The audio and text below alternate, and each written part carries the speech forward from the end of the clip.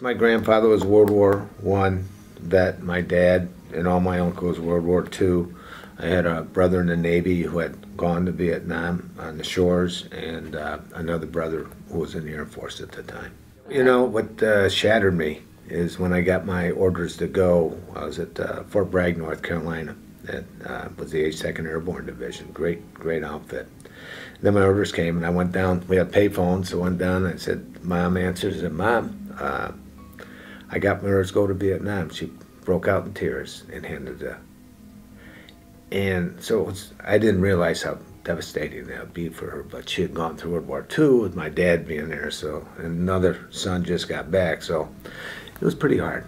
Well, once you get there, you never know where you're going to go by the fate of God.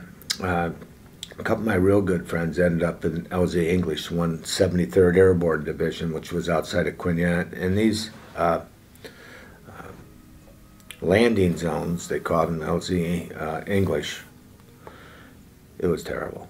These guys, yeah, Purple Hearts galore, a lot of kills. They were seeing, but by the grace of God, they said, I want you down here in the Trang, which is a coastal town, with a signal outfit, and we were not a hard and fast combat unit. We were supporting, they used microwave towers, and typically for communication. So with the microwave towers, our missions were pretty much to go out and support the towers and get them whatever they needed. So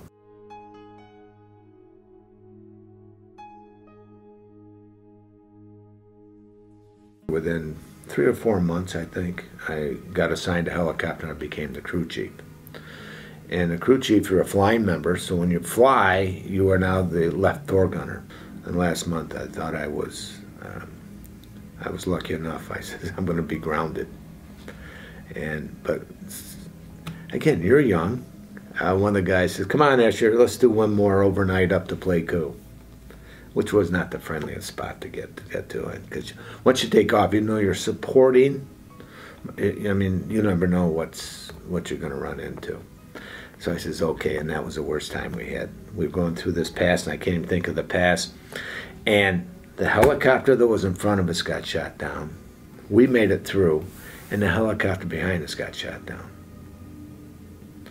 And it was just one of the eerie things. It was. So I says, okay, we're done with this. I'm done this time. And that probably was my last mission.